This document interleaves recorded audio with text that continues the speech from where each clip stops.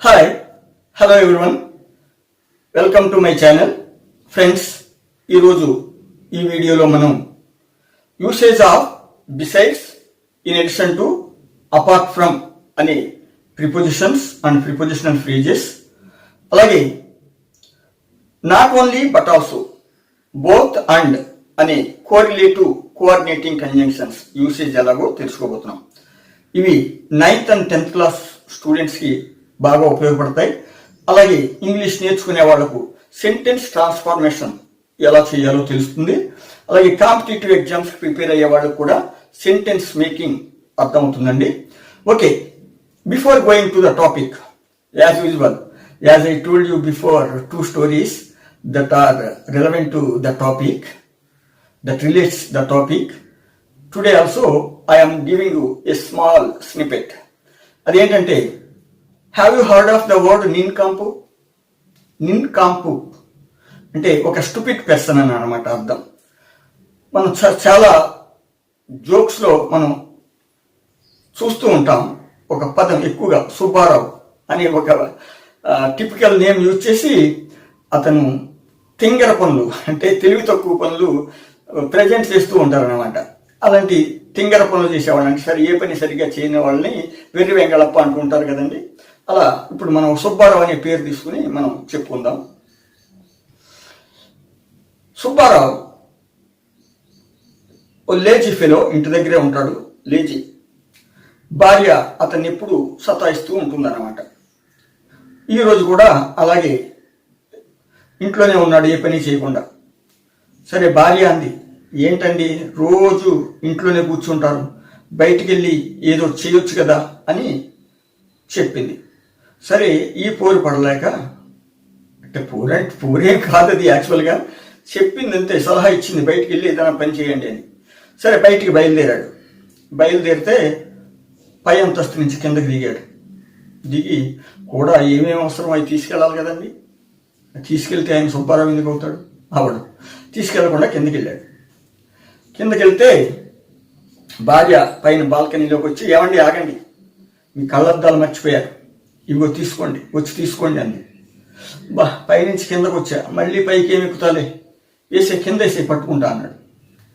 కిందకి వేసేయంటే ఆమె వేసేసింది. వేస్తే ఈయన పట్టుకోలేకపోయాడు, మిస్ అయింది. మిస్ అయితే ఏమవుతుందండి, కళ్ళద్దాలు కింద పడితే పగిలిపోయాయి. పగిలిపోతే అరే పగిలిపోయాయి, పైకి వెళ్ళాల్సింది అని అనుకున్నాడో లేదో తెలీదు, వెళ్ళలేదు. సరే, కంటిన్యూ అయ్యాడు. మళ్ళీ లోపల నుంచి మళ్ళీ వచ్చింది. మళ్ళీ లోపల నుంచి వచ్చి, ఏమండి ఆగండి, మీ వాచ్ తీసుకెళ్ళట్లేదు, వాచ్ వదిలేసి వెళ్తున్నారు ఇంటి దగ్గర అంది. సరే, ఈసారి జాగ్రత్తగా పట్టుకుంటాను, వేసేయండి అన్నాడు. వేసేయన్నాడు. వేసేయంటే వేసేసింది ఆమె. Now also he missed that.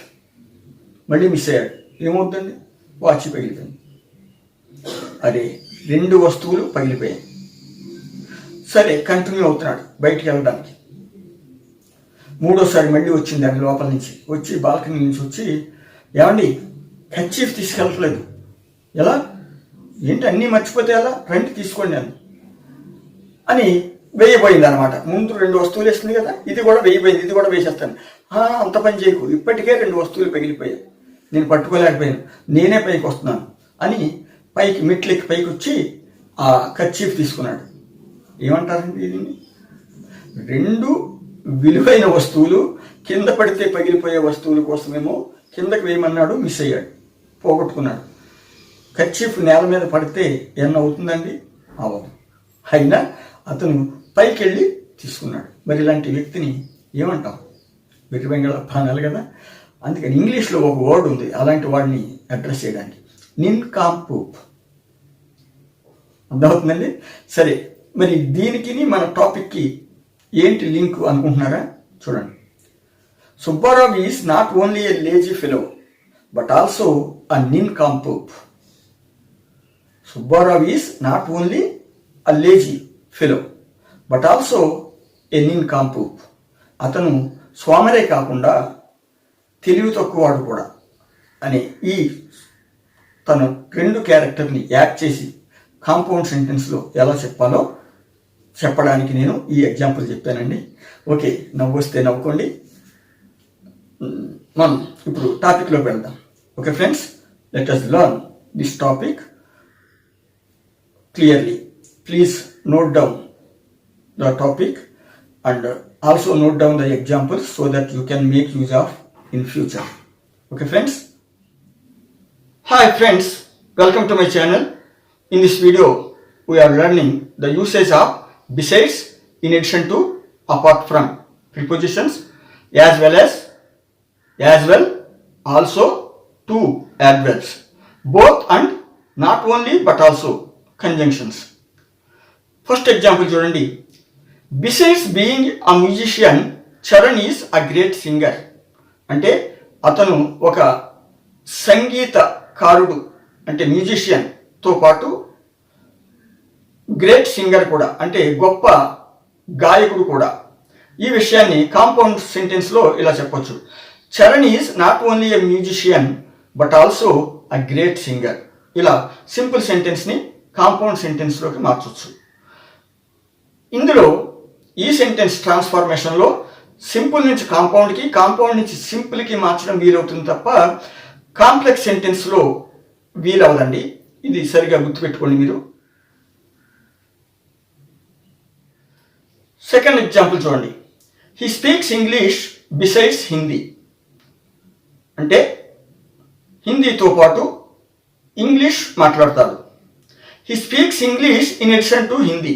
ఇక్కడ besides means in addition to అండి, సేమ్. అంటే in place of besides we can use in addition to. అలాగే besides speaking English he speaks Hindi. అంటే అతను ఇంగ్లీష్ మాట్లాడటంతో పాటు హిందీ కూడా మాట్లాడతాడు. He speaks not only English but also Hindi. He speaks both English and Hindi. అతను ఇంగ్లీషు హిందీ రెండూ మాట్లాడతాడు. Three simple sentences, 2 compound sentences ఉన్నాయి. అంటే చివరివి 2 compound sentences, first 3 simple sentences. గుర్తుపెట్టుకోండి.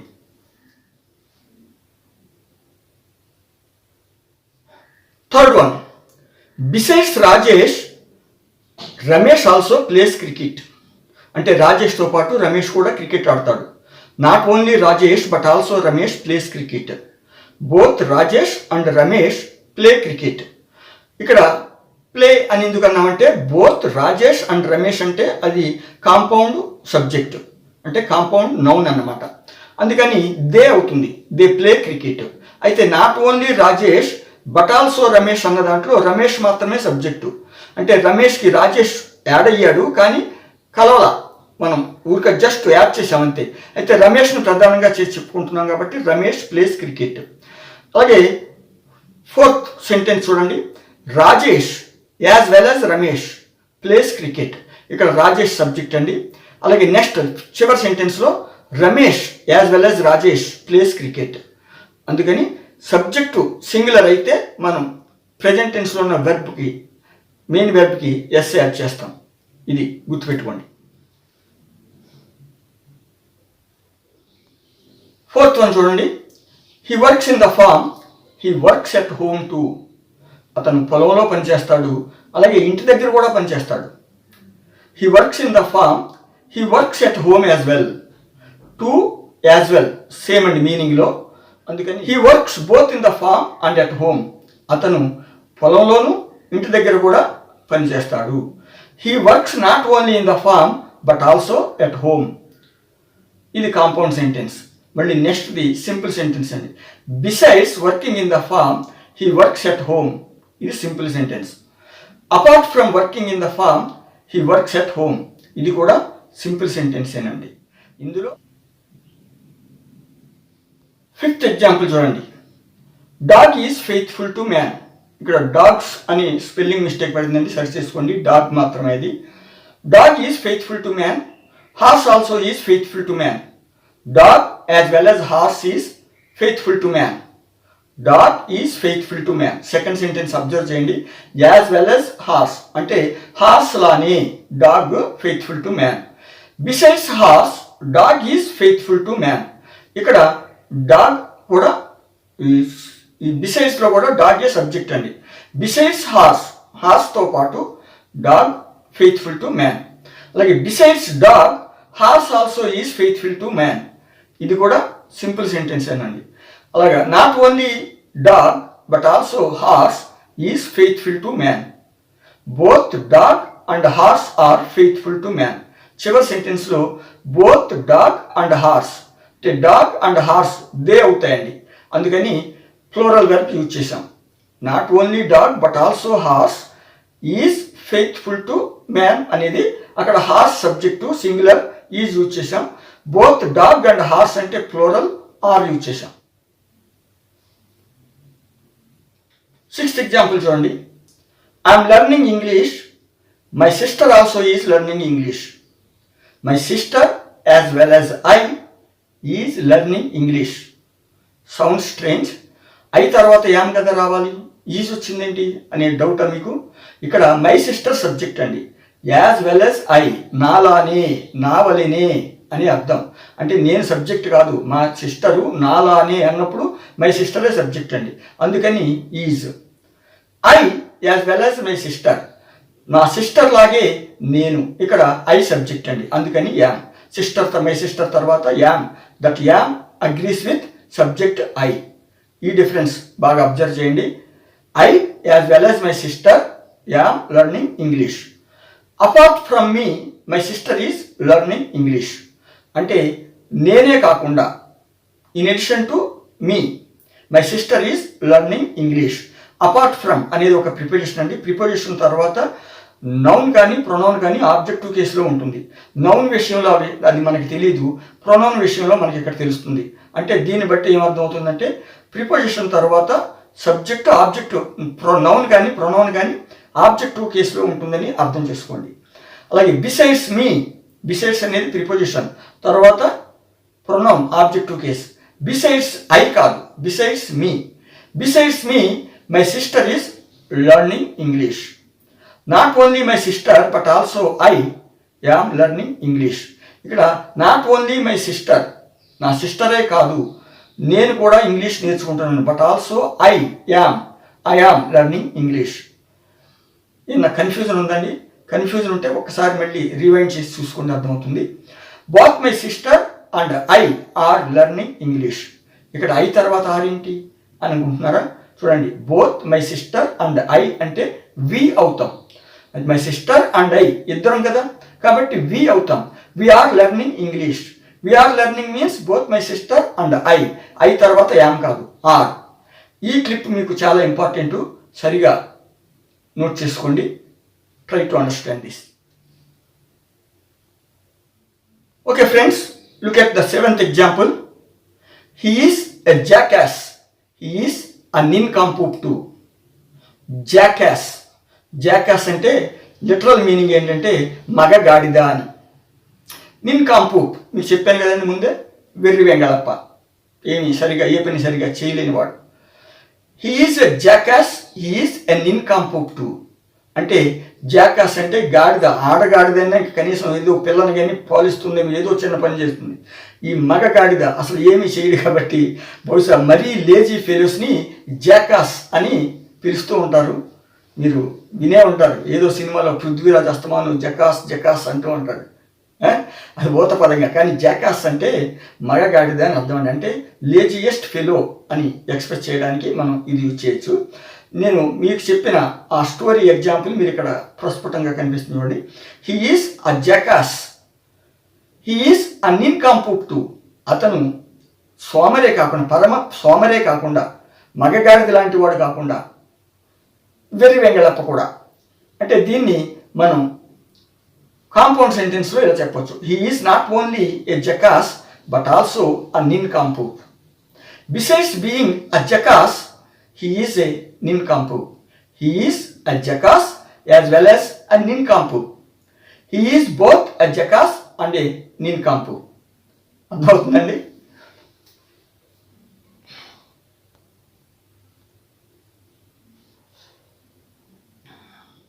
8th example. She was a flirt. She was a harlot. విన్నారండి పేర్లు ఎప్పుడైనా? Flirt అంటే మనం తెలుగులో జానా అంటూ ఉంటాం. అంటే కాస్తంత ఇమ్మోరల్ లేడీని, అంటే కాస్త నీతి మాలిన స్త్రీని ఇలా అంటూ ఉంటారు, జానా అని. వినే ఉంటారు, తెలుగులో విని ఉంటారు, ఇంగ్లీష్లో ఫ్లర్ట్ అంటారండి అలాంటి వాళ్ళు. అంటే ఎదుట మగవాళ్ళని ఆకర్షించే రకం వ్యక్తులు అన్నమాట. అలాగే హ్యార్లాట్ అంటే ప్రాస్టిట్యూట్ అని అర్థం ఉంది, అంటే వెలయాలు. ఆమె జానే కాదు, వెలయాలు కూడా. అంటే మగవాళ్ళని ఆకర్షించేలా ప్రవర్తించే వ్యక్తే కాదు, వ్యభిచారి కూడా అనే అర్థం. Please, my intention is not to hurt anyone. Please try to understand this. Only to make you know how to use this concept I am telling you. She was not only a flirt but also a harlot. Besides being a flirt, she was also a harlot. She was a flirt, she was a harlot too. She was a harlot as well as a flirt. Ninth example. She used to woo men. She used to fleece them. అంటే ఆమె మగవాళ్ళ వెంటపడేది, మగవాళ్ళని ఆకర్షించేది. అలాగే ఆ మగవాళ్ళని బాగా పిండేసేది, అంటే డబ్బు రూపంలో వాళ్ళ దగ్గర ఉన్నది. ఫ్లీస్ అంటే లిటరల్ మీనింగ్ ఏంటంటే మోసం చేయడం. ఫ్లీస్ యాక్చువల్లీ గొర్రె ఉంటుంది చూసారా, షీప్, దాని ఫర్ ఏదైతే ఉంటుందో దాన్ని ఫర్ కోసం మొత్తం గొరిగేస్తారు కదండి, షేవ్ ఆఫ్ చేస్తారు కదా. అలా మనిషి దగ్గర ఉన్నదంతా దోచేస్తే వాడిని గొరికేసింది రావిడి ఫలానా ఆమె, వాడు వెంటబడింది, వీడు దాని దగ్గరికి వెళ్ళాడు, మొత్తం గురిగేసింది అంటూ ఉంటాం కదండి, ఆ సెన్స్లో. దయచేసి తప్పుగా అనుకోకండి. Besides viewing men she use to fleece them. ఆమె మగవాళ్ళని ఆకర్షించడంతో పాటు వాళ్ళని వల్ల వేసుకుని వాళ్ళ దగ్గర ఉన్నదంతా లాగేసేది. She used to fleece men as well as wooing them. She not only used to woo men but also fleeced them. Apart from wooing men she used to fleece them. అర్థమవుతుందండి?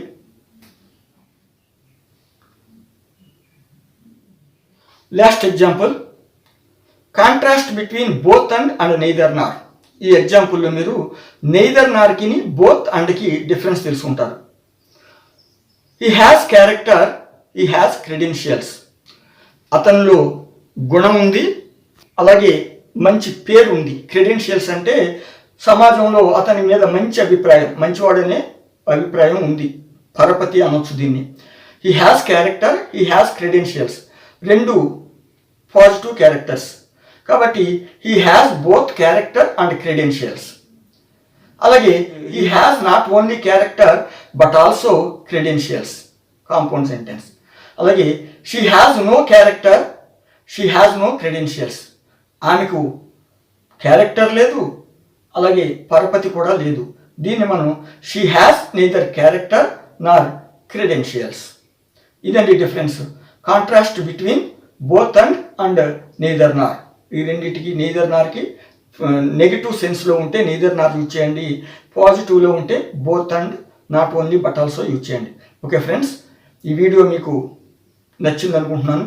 నచ్చితే లైక్ చేయండి, నచ్చకపోతే dislike చేయండి, share చేయండి, నా ఛానల్కు subscribe చేయండి. Subscribe చేసిన వెంటనే బెల్ ఐకాన్ ప్రెస్ చేస్తే నా వీడియోలు మీకు నోటిఫికేషన్ రూపంలో వస్తాయి. మీ అభిప్రాయాలను నాకు కామెంట్ బాక్స్లో రాసి, ఎక్కడైనా పొరపాట్లున్నా లేదా సరిచేసుకోవాల్సినవి ఏమైనా ఉంటే కామెంట్ చేయండి. లేదా మీకు ఏమేమి అవసరమో, ఇంకా ఇంగ్లీష్లో మీకు ఏమేమి కావాలో వాటిని మీరు కనుక పోస్ట్ చేస్తే అవి వీడియో రూపంలో నేను చేసి మీకు అందిస్తాను. Okay friends, thank you for watching my video. Thank you once again.